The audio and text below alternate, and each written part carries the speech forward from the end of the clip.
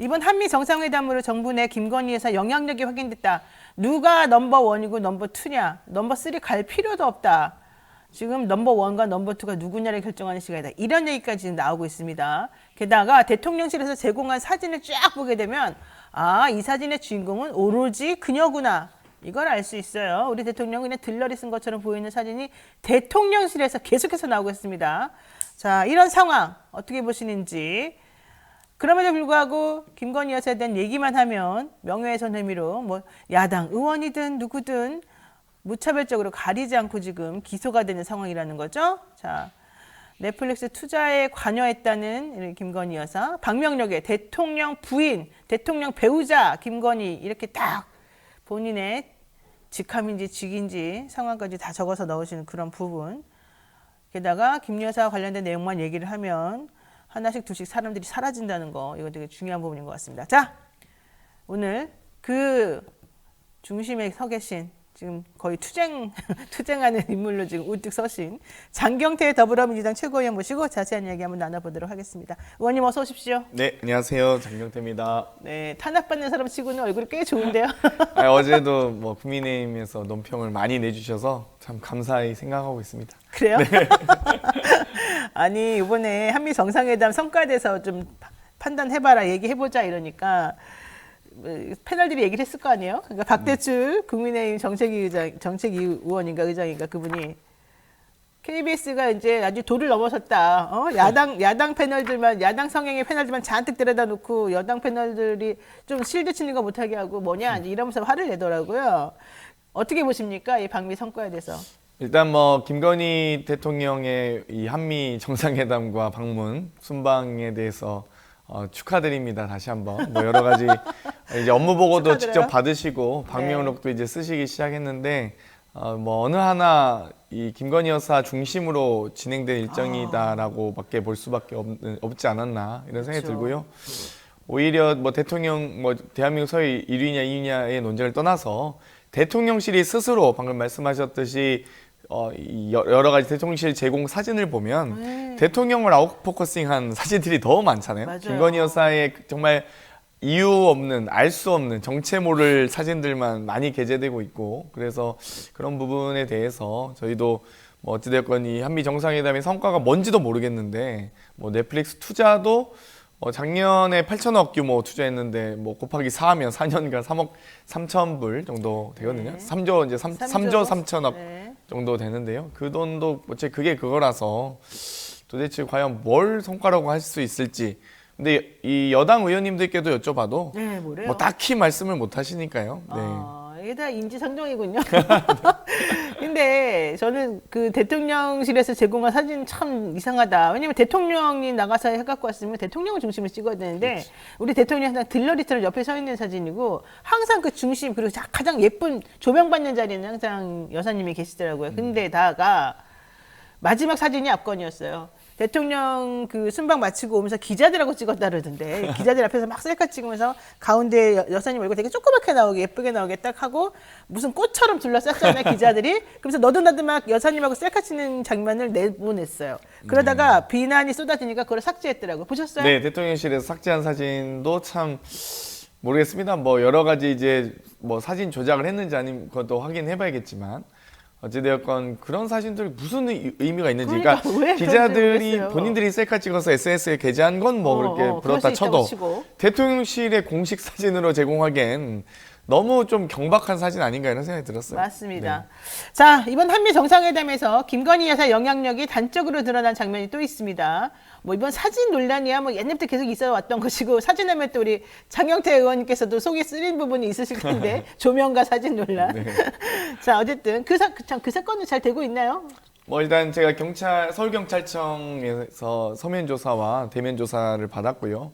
대면 조사를 갔던 이유는 어찌되었건 뭐 이 많은 미 수사관들께서 이 어려움을 토로하시기도 했지만 대통령실이 수사기관에 제출했던 자료를 좀 보고 싶었어요, 직접. 네. 그랬는데 뭐 텅 빈 방한 사진 하나와 이 김건희 여사 중심으로 편집된 영상 딱 뭐 그 정도밖에 없는 거예요. 그래서 제가 아니 최소한 롱테이크 영상이나 메이킹 필름 정도는 그렇죠. 전 기대하고 갔거든요. 그런데 뭐 본인에게 되게 유리한 위주로 편집된 영상을 보고 아니 이거 차라리 그냥 공개합시다. 언론에든 네. 국민들께 공개하자 했더니 뭐 이 서울경찰청에서는 공개할 수 없다 그러고 대통령실은 공개 의사가 없는 걸로 계속 지금 자료 요구도 하고 공개하자. 아쉬우구나. 오히려 제가 역으로 제안하고 있거든요. 근데 네. 네 가지 혐의였는데 뭐 정보통신망법 위반인데요. 어찌됐건 그것도 네 가지 혐의 중에 두 가지는 무혐의하고 두 가지만 이 송치 의견으로 올려서 뭐 저는 뭐 재판은 가도 재판 가면 어차피 그 영상 다 공개할 테니까요. 오히려 더 정말 낫겠습니다. 부끄럽지 않을까. 네. 뭐 저는 뭐 얼마든지 응할 생각입니다. 허위 사실 적시 명예훼손.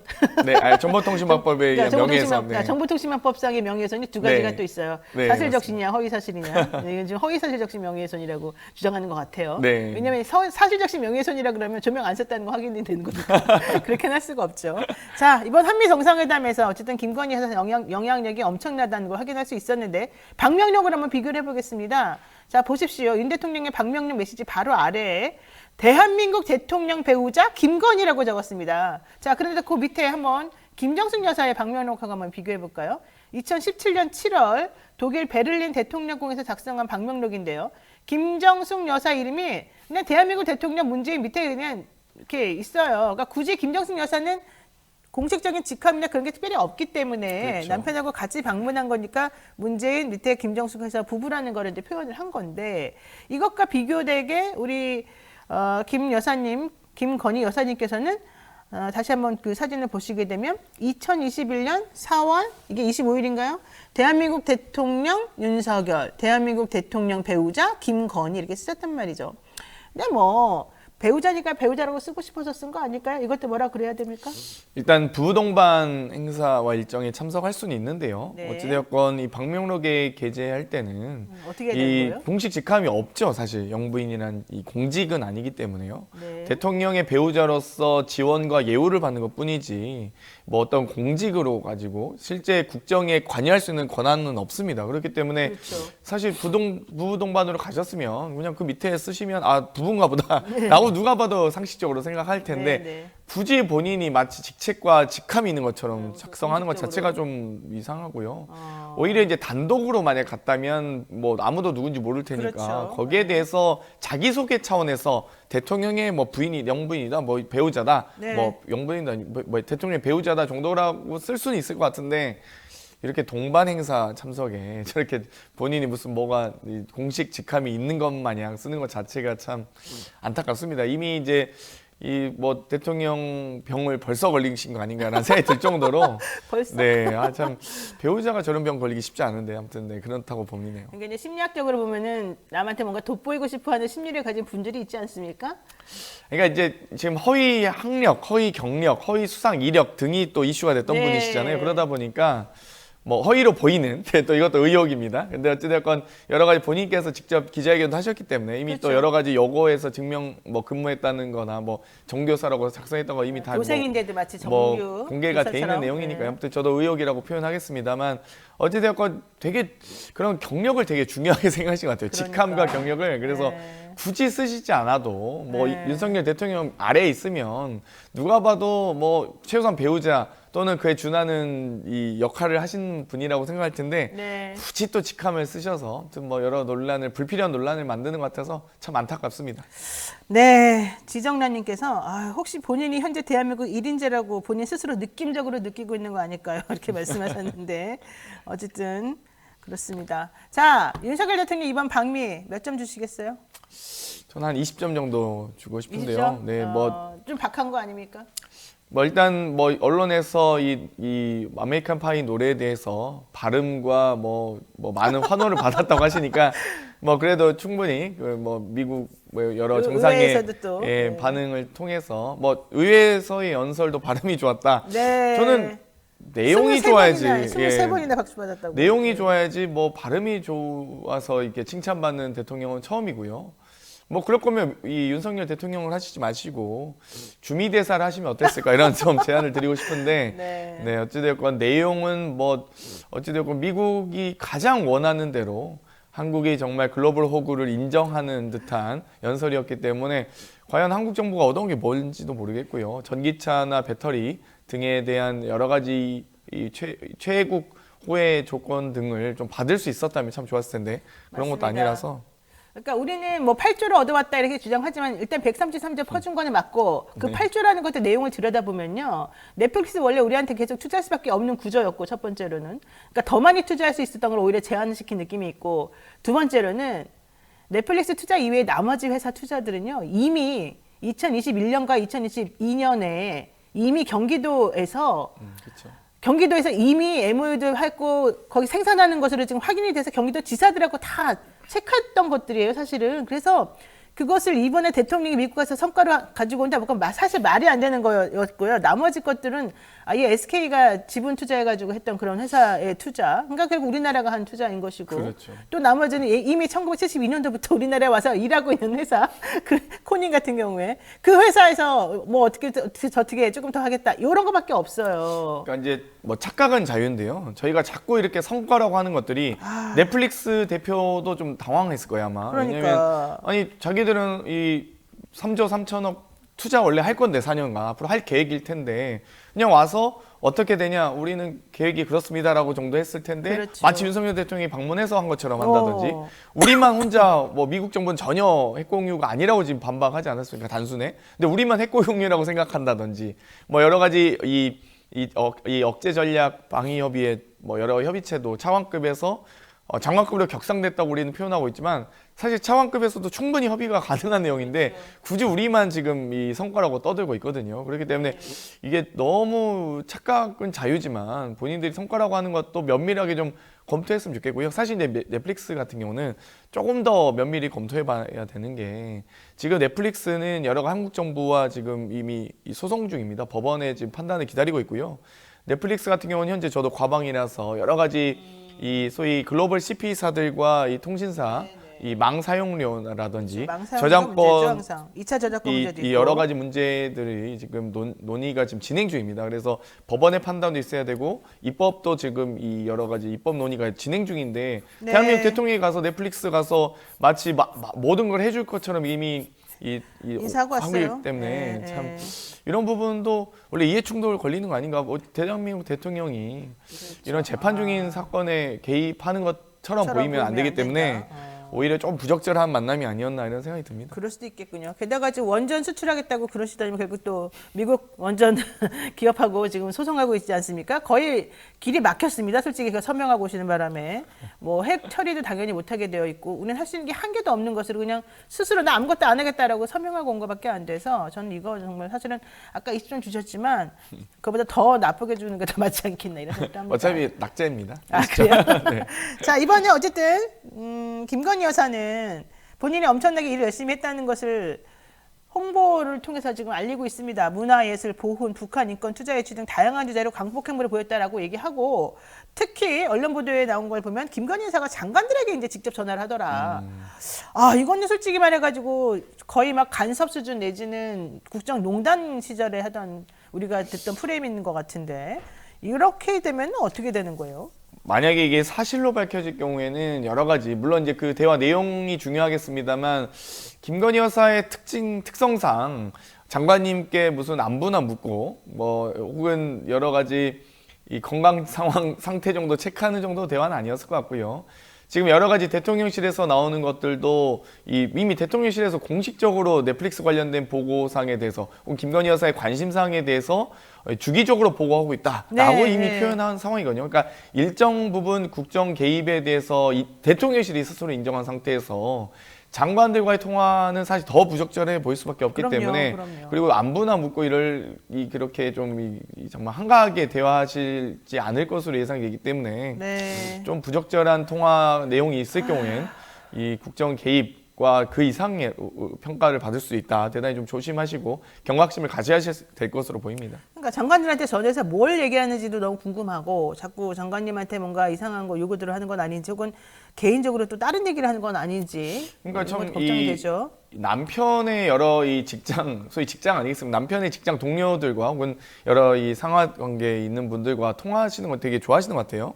이 한동훈 장관과도 이 검사 시절에 카톡 네. 뭐 300건 이상 하셨잖아요. 근데 내용은 모르겠습니다. 그래서 뭐 여러 가지 뭐 그 내용도 좀 속 시원히 알려주셨으면 좋겠는데 통화 내용 뭐 밝히시진 않겠지만 않았죠. 예. 가급적이면 좀 이 남편의 직장 동료들과 통화 안 하시고 갑자기 연락 안 하는 게 원래 좀 상식적이고 정상적인 행동 아니겠습니까? 그러니까 좀 가만히 계시면 어떨까 하는 좀 제안도 드리고 싶습니다. 그러니까 조용한 내주 하시겠다더니 조용한 내주는 어디 물 건너 가버렸는데 자, 요 얘기도 한번 여쭤보겠습니다. 지금 허위사실 유포에 의한 명예훼손 혐의 우상호 의원도 지금 같이 네. 송치가 된 상황이란 말이에요.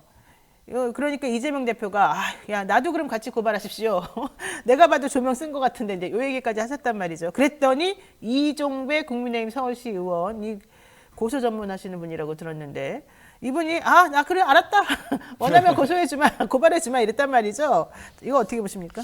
이종배 시의원이 이제 프로 고발러라고 했어요. 네, 뭐 여러 유명한 분인데요. 이것 때문에 또 그것 때문에 사실 공천 네, 이런 얘기가 받았다고 나왔죠. 보이는 얘기 많죠. 근데 어찌되건 이종배 시의원의 고발로 역대급 이 헛발질이다라는 얘기가 나오는데요. 어찌되건 이재명 대표를 고발하셨기 때문에 대통령실이 수사기관에 제공한 자료를 더 명명백백하게 밝혀질 수밖에 없다라고 보고요. 오히려 지금 이 어찌되건 저는 이제 송치 의견이니까 여러 가지 언론의 관심이나 국민들 관심이 조금 부족할 수 있는데 이재명 대표까지 이제 병합 심사를 하던지 하다 보면 당연히 이 수사 자료에 대한 공개를 할 수밖에 없거든요. 제가 국회 운영이나 예결이나 또 의원실에서 다시 한번 재차 자료 요구를 했습니다. 그래서 이 소위 촬영 인원이 몇 명인지 또 촬영 인원의 소속이 네. 혹시나 코바나 콘텐츠는 아니길 바라고요. 뭐 대통령 소속일 테지만 또 그 이외에 이 장비 목록을 제출해달라. 뭐 그건 국가안보와 직결된 사안이 아니기 때문에 네. 장비 목록만 제출해 주셔도 저희가 충분히 검증이 가능하거든요. 근데 대통령실에서 전혀 제출 안 하고 있기 때문에 참 이게 오히려 언론에 공개하시면 더 명명백백하게 네. 본인들이 원하시는 목표와 목적을 달성하실 수 있을 텐데 왜 이렇게 비밀리에 비공개로 수사기관에 제출하시는지 잘 모르겠습니다. 오히려 그냥 이재명 대표까지 고발해서 한번 정면 승부해보자 이런 취지신 것 같아요. 네. 네. 뭐 그렇게 되기를 또 제가 바란다고 말씀 못 드리겠습니다. 네, 아니 뭐 이종배 시의원님 뭐 여러 가지 네. 프로 고발 잘하고 계신 것 네, 같습니다. 네. 오히려 잘 됐다. 오히려 진실이 밝혀질 것이다 이런 얘기인 것 같고 요 얘기 하나 해보겠습니다. 장 의원이 지난해 8월 26일 공직선거법 개정안을 대표 발의한 게 있었지 않습니까? 그렇죠. 현행 선거법의 허위사실 공표죄에서 허위사실의 공표 대상으로 출생지, 가족관계, 신분, 직업, 경력, 재산, 행위, 소속단체, 특정인 또는 특정 단체로부터의 지지 여부 이제 이게 구성 요건으로 되어 있는데 그 중에 행위라는 게 좀 애매하다는 거예요. 그래서 그렇죠. 이게 그러니까 죄형 법정주의라고 하는 우리 그 규약에 안 맞는다. 그러니까 행위라고 하는 걸 차라리 빼자. 이 법 시행 전에 한 행위와 관련된 벌칙 적용도 결과적으로는 소급해서 없애는 걸로 하자. 이제 이런 얘기를 했었단 말이죠. 행위는 너무 광범위하고 불명확하다. 이제 이런 얘기인데 그렇다면 이게 바로 이재명 대표가 그 돌아가신 김문기 씨 관련된 재판에서 지금 검찰이 행위라고 하는 것을 이유로 해서 허위사실 공표했다라고 주장했던 부분인 거잖아요. 네. 그러니까 요거를 혹시라도 나중에 면제해 주려고 그렇게 입법하신 거 아니냐 이제 이렇게 지금 여당에서 얘기를 하고 있습니다. 어떻게 보세요? 그러니까 국민의힘이 보면은 하나는 알고 둘은 모르시더라고요. 그래요? 그러니까 제가 이제 이 법 공직선거법 개정안뿐만 아니라 시행령 통치 방지 법안도 함께 냈습니다.